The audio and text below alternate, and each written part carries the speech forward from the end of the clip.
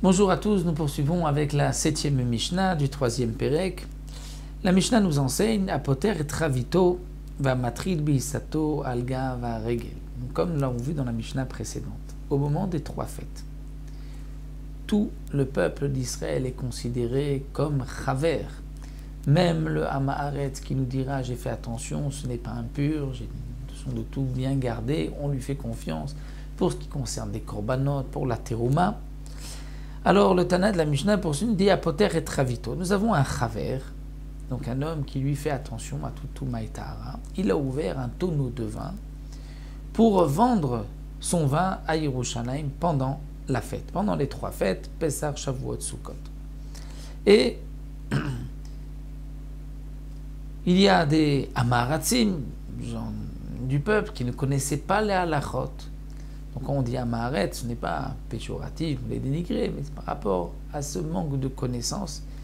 Ils ne connaissaient pas l'Indumatara, ils ne savaient pas de quoi ils devaient se garder. Malgré tout, pendant les fêtes, il y avait un minimum, tout le monde est considéré comme pur. Donc lui a touché le tonneau, a pris du vin. Est-ce qu'après la fête, le tonneau est considéré encore comme pur? Ou là, on va dire, non, la fête est terminée, il a été touché par des amaratzim, il est impur.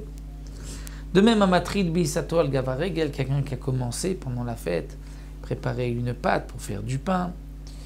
Rabbi Yehuda Omer Yigmor, il pourra terminer après la fête. Chachamim Orim lo Yigmor, Chachamim disent que non.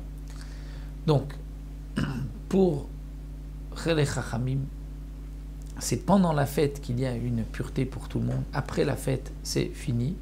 Et donc, tout redevient impur, les mafra, même rétroactivement.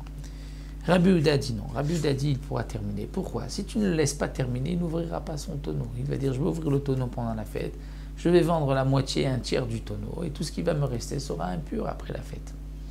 Donc pour cela, les Chachamim ont dit, d'après Rabbi Yehuda, il pourra terminer. Misha Avar Aregel, lorsque la fête était terminée, alors Ayum Avrim Altarat Hazara, toute la Hazara dans le Beth Amikdash devait être purifiée. C'est-à-dire, on va prendre tous les kélim qui se trouvaient là-bas, tous les ustensiles, on va les tremper dans un mikvé et on va purifier parce que pendant les 3 fêtes, il y a eu des amaratzim qui ne connaissaient pas la halachot, qui se sont promenés dans la Hazara, qui ont certainement touché des kélim. Donc ça, c'est Mavrim Altarat Hazara, on va purifier tout ce qui se trouve à l'intérieur. Avar Regel Biyom Shishi, si la fête se termine un vendredi, on ne va pas le vendredi, la fête s'est terminée, on va dire jeudi soir, le vendredi, on ne va pas commencer à tout purifier.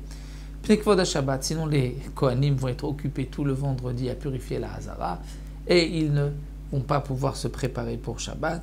Donc les Chachamim ont dit, bon, on laisse jusqu'à dimanche. Rabbi Yehuda dit, même si la fête s'est terminée donc mercredi soir et qu'il y a le jeudi pour purifier, on attendait après Shabbat. Pourquoi? Parce que les Kohanim n'ont pas le temps.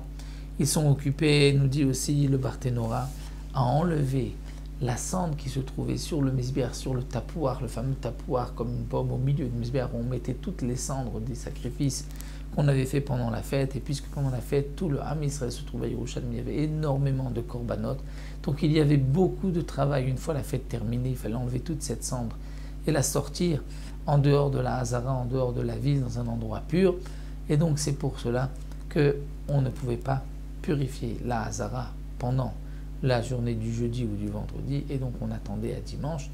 Donc ça c'était d'après donc Rabbi Yehuda, même le jeudi. Et nous allons voir dans la dernière Mishnah de ce Pérek, de cette Masechet, et donc toute Seder Moed, nous allons voir comment on va procéder pour purifier la Hazara. Donc ça nous le verrons Bezrat Hashem dans la dernière Mishnah.